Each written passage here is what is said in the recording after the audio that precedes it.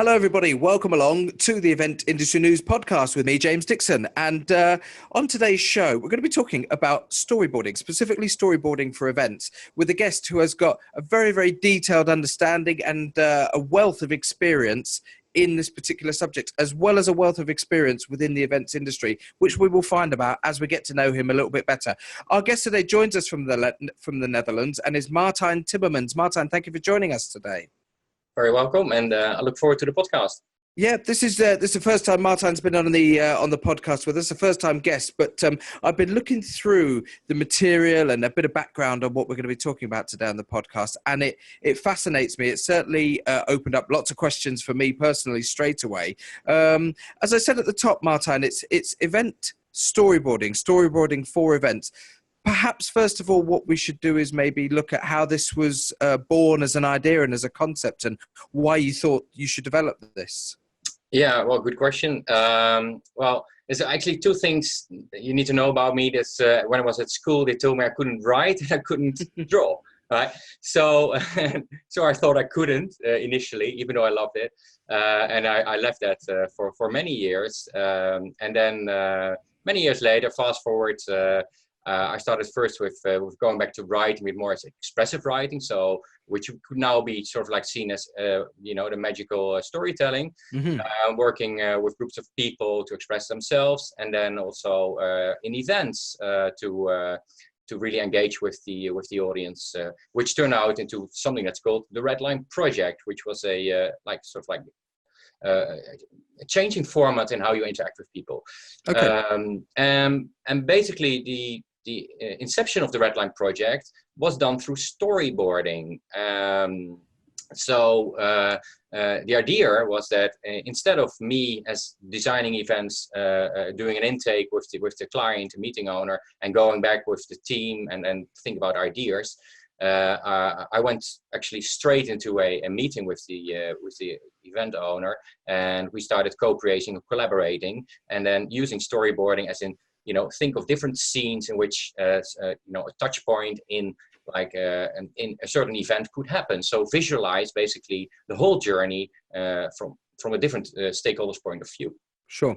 And the term storyboarding, or a storyboard, yeah. I'm sure most of our podcast followers and listeners will be familiar or have heard the term at some point, and will perhaps best associate it with things like movies, with television, with making sort of films of some description. Is that you would storyboard the script or the process to give you an idea of how you want each particular scene or shot to look, and that's what we're talking about here, isn't it? Yes, well, like the term storyboarding is really sort of credited to Disney, and the thing was in the 1930s, Walt Disney had an idea for like a big animation, and you must imagine, for the younger listeners under us, create a storyboard in that, or to create a movie in that time wasn't like grab your cell phone. It was a very lengthy process, very costly.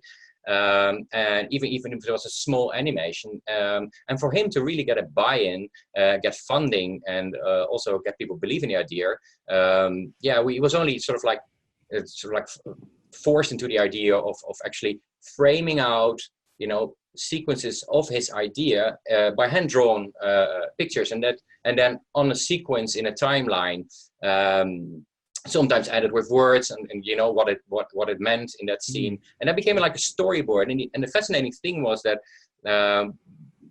whilst he was presenting it at investors or at other team members, other creatives, they immediately had an understanding. They could also participate. So say like, whoa, listen, this is great, and this timeline piece, what you're trying to say here, but why don't you move that over here? Because then you can create a much more different effect. So the storyline as such also became through the interaction became much more powerful for the in the end the audience. And that was actually a starting point for Disney to create generate storylines, story ideas really fast, very cost effectively, and also through co-creation, collaboration, get different ideas in.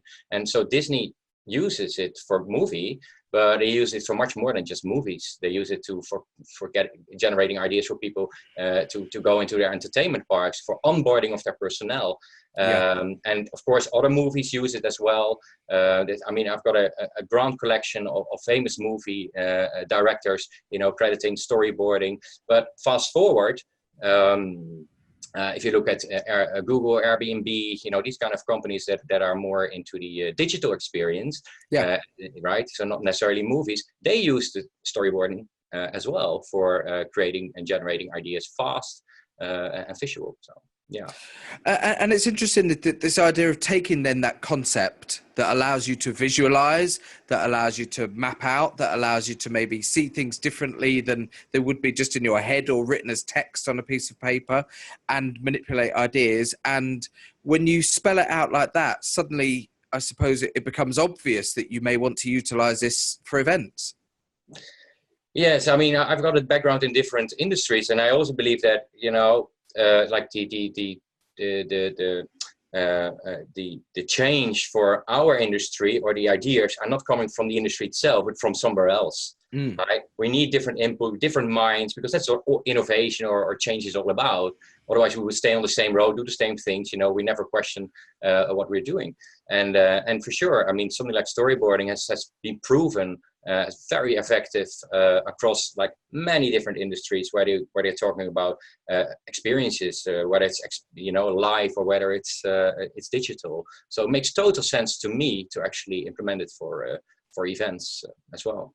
Indeed. And again, going back to sort of some of the most obvious things that sprung to mind when I was looking at this subject for today's podcast is that events are planned meticulously with loads and loads of detail. You have, platforms, online digital platforms now that you can use to plan. You may still be using spreadsheets, but you will have lists, you will have folders, you have files, you have all sorts of things there. But actually, I know very few events that can actually give you a visual representation of what the event will look like from beginning to end prior to the event happening. Those visuals tend to be generated by taking photographs at the event itself.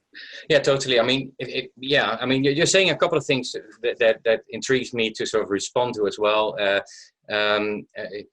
What I noticed when I started working in this industry, we're super good at planning, logistics, security, budgeting. I mean, boom, it's like top notch. It's perfect. Yeah. But what I was missing is where I find the true value of events is if you relate it to the client or the event owner strategy. And I was missing very much the strategic line up with the events. So, and in order to do that, you have to really update your skills as a planner. So you have to be able to talk on that level, and then basically translate that into an experience, an event. And because it gets so complex, then storyboarding again is super powerful, because you will deal with more than just the planning side. And coming back to your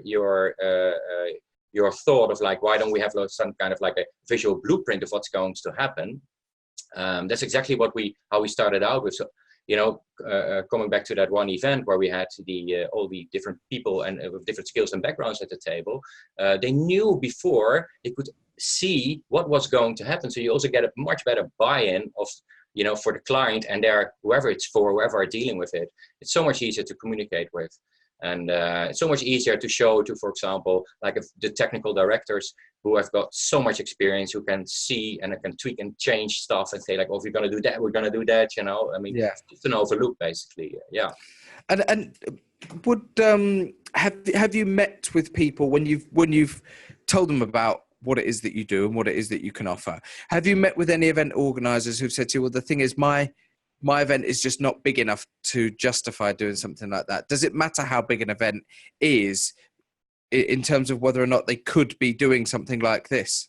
Well, it depends what you mean with big, as in big in budget or as in big in visitors?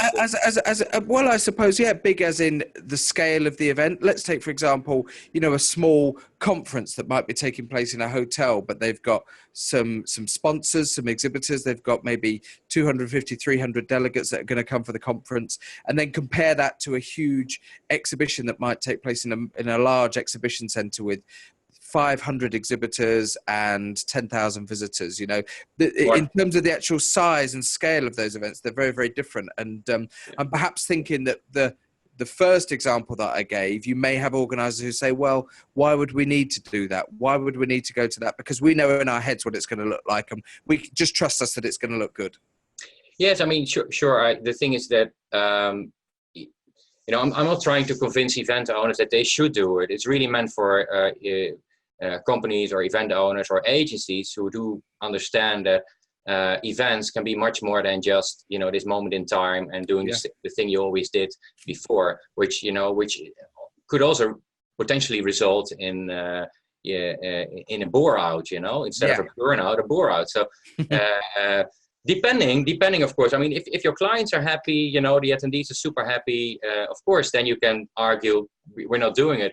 But still, I think it goes even much deeper, is that what you do is you create actually a process, you create a way of thinking in which everybody gets involved and everybody can bring in their ideas. And then it doesn't really matter. I've got examples of very small conferences, in terms of budget. And then coming back to Disney again, it saves them time, it saves them money. You could even, besides creating a great experience, it could even save you money, for example. I don't like that argument because I never look at money, because we're talking about a creative process. Money will follow. But we have got examples that it actually saves them money on the original budget. Absolutely. When it comes to actually creating the storyboards, is this something that you personally undertake, or with a team of people? Do you deliver them for your clients, or do the clients have the ability to actually engage with you but then develop their own storyboards? Sure. I created a couple of years ago something that's called the event storyboard, based on a canvas model. The business model. Sure. Canvas was like a sort of iteration. Everybody was getting used to it, and especially in the event industry, there was more interest in using that kind of methodology. So I created that. It's, totally for free. People can download it. People can. There's also a manual there how to do it yourself. But what I did find is that these kind of processes need to be facilitated. Right. People don't generally do something out that by themselves. So I was consulting a lot, I was facilitating a lot, I was doing a lot of training, because in the end, for me, I'm not happy if I'm the only one, or that needs to be called in, then it has to, it doesn't, I mean, I believe that people have creative powers, and so that I want to empower them. I needed to. This was really about more facilitating and empowering people to do it. But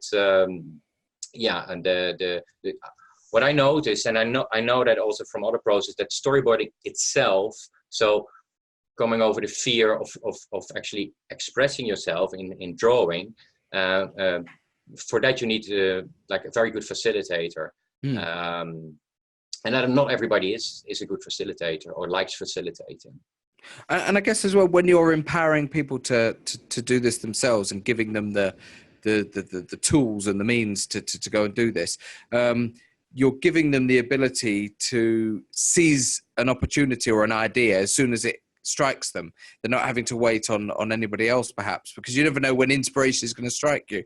And if you've got the means and the tools to be able to just quickly put that down as a visual concept, as soon as that idea comes in, it's going to stay with you. It's going to be a stronger idea. Yes, that's a plus. That what's interesting as well is it's like if you were, I love the group dynamics, and especially people who are, for example, introverts. If you give them enough space and time, and you facilitate that, they're often they look differently at the world. They think differently often than people who are more outspoken, and it's really important to get their ideas out as well, because we need to create an experience for many different people, if everybody gets their ideas out, then you can start also building on those ideas, right? And then stories come to life, and you can also, what's important, iterate on that. Yes. That's another important aspect, that you can generate very fast great ideas, but you also need to then using the film term, kill your darlings. Huh? and going back to this idea that it's a highly effective visualization technique, isn't it? Storyboarding. Yeah. And many of us have been guilty working in the events industry of carrying ideas in our head and really just delivering what the idea in our head actually as the event is unfolding and as the build process is taking place. What are some of the success stories that you can reference from working with clients by storyboarding an event that where they may have never done that before and they've seen a really sort of big difference in how they've managed to deliver what they actually thought they wanted to deliver?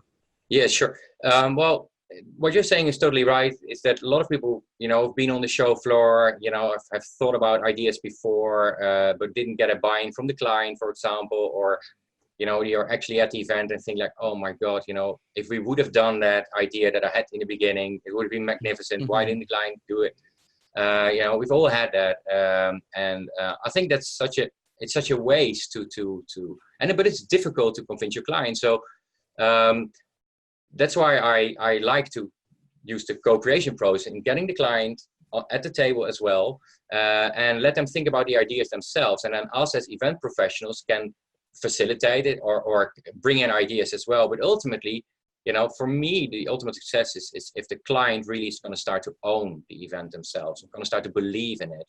And in order to do that, they need to feel trust and need to be, share their own ideas. And then it becomes something that can evolve, because this is like a start of a process. The idea is not to do it one time, but my hope is that people, start doing it as in, like Disney, for example, did it, see it as a much broader way of working. So I've got, plenty of ideas of one of the first clients was a bank, they did the same conference every year for their stakeholders. And we asked them, not just a marketing manager, but get an intern, get maybe a client on board and help them think. And so we created a total different concept. We would have never be able to buy or to sell if we would have said from the brief, okay, let's go, and we come back with an idea. I don't believe we would have ever been able to sell that. And then last year we won the award for best conference. With like if you think about education, it was a conference in the educational industry, which is very difficult to actually change, to new ideas. And that was magnificent to get them to believe in things as well. And I was reading about the toolkit, the storyboarding toolkit that you have available, and one of the things that it says there is by utilizing the toolkit, users have got a clear 3-stage framework for storyboarding. Right. And I suppose having that, and maybe I'm just assuming things here, but having a clear stage process, so 3 stages, is going to help when people have never undertaken a project like this before, because there will also be the people who are saying, well, okay, now I know, I understand why this is a good idea, but I don't know where to start. So tell us a little bit about that 3-stage process. Yes, I mean, it's good. I mean, it is a little bit of fast forward, what you like the step you're taking, if you don't mind. It's good. I love going into this. The thing is, what I came across is doing this facilitation and using like the Canvas methodology. Yeah. I had to facilitate much more, and I saw that people find it difficult. I mean, not at my sessions, but people find it difficult to sort of like keep using storyboarding as a methodology, because you have to go through a certain sort of like fear by expressing yourself. So I started working with somebody who's from enterprise innovation. He saw exactly the same, and he said, well, what we need to do is we need to create what we call a storyboarding toolkit, basically where you need hardly any facilitation, so they would not need me anymore, and they can, we create ready-made scenes for them to get inspired. So the framework that that comes with like this toolkit is really about, any event should have a goal, an objective, a purpose. That, again, what I said at the beginning, it should be aligned to a certain strategy, right? Yes. Whatever, your profit, non-profit association, a brand. It's really important. So if you know then what you want to achieve that's in line with the strategy, then you're actually gonna, after you set your goal, basically, what we say, we set your scenario. So you use the film terminology. And a scenario basically consists of finding out who are the stakeholders, you know, using empathy mapping or persona mapping, where you're gonna write down, you know, and find out who are the main stakeholders. And from there, what you do is you use the scenes that we've created, like ready-made scenes, to actually start designing a journey. So these are, and then after that, you're gonna, what we say, test and improve. You're gonna look back at the journey, and the iteration process starts. You can test it also in your company to show, you know, with your team what you worked on. Is this okay? What do you think? You know, going back to Disney again, show to your stakeholders internally or to your clients, and then they can easily pick, you know, parts and say, well, tell me a bit more about that, you know. So yeah, that's I can show you if you want. I can show you briefly. It's actually, you know, it's all wrapped in a small box, what I call the pizza box. Yeah, absolutely. Yeah. I know that there's people that are listening maybe to a podcast, but yeah. Well, we should say, if you're listening to this, hop over to eventindustrynews.com and you can watch the video of this podcast, because what Martijn is showing us at the moment is, as he says, it's a small rectangular box, and it is the storyboarding toolkit. Exactly. And then you know, there's like this a little manual in there, you know, to get you going, but these are like pre-designed personas that you can use. What's really handy, and this is something that I didn't know from the beginning that would come for free, is that it's actually quite green, because you can almost say goodbye to your post-its, because it's, you know, it's basically it's what I would say, I'll show you on a different one, but it's like using whiteboard markers. You can write on it. So right. Sure. So and these kind of what we call ready-made scenes, that, you know, we see them as specific and generic. So for example, this you could really see as a rock concert, but when I'm working in workshops, people would sometimes really see as a rock concert, but you could also say like, well, okay, what I mean with this is that you get the feeling of being at a rock concert, the festival feeling, you know, like the big stage, the main headline. So you could do that as well. At the same time, if people think like, okay, well, you know, I need to get my own ideas out, I love drawing, then you just turn it around and you start drawing, right? So it's still best of both worlds. And what I've seen already is that people who are really afraid to, you know, making their first sort of drawing, if started here, and then they realize, oh dear, it doesn't work, or I need something else, and then they start drawing, you know, on it. And the handy thing is just doing a little demo how handy it is. You know, you can just wipe it off again and reuse it. It's fantastic. You know, I'm super happy about it because I was using so many Post-its before. Yeah.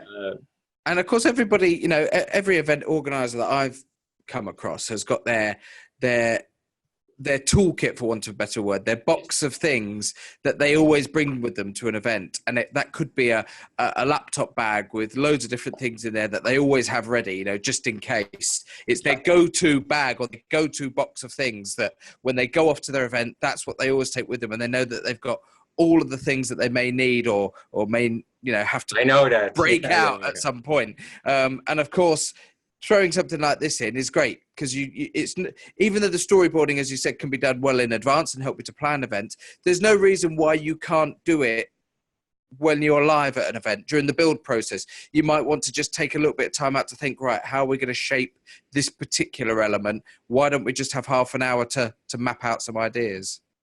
Yeah, absolutely. I mean, I'm hoping that, you know that in advance already, that you don't need to do it, but even so you can. Yeah, I mean, you're giving me an idea. I've never thought of, you know, that.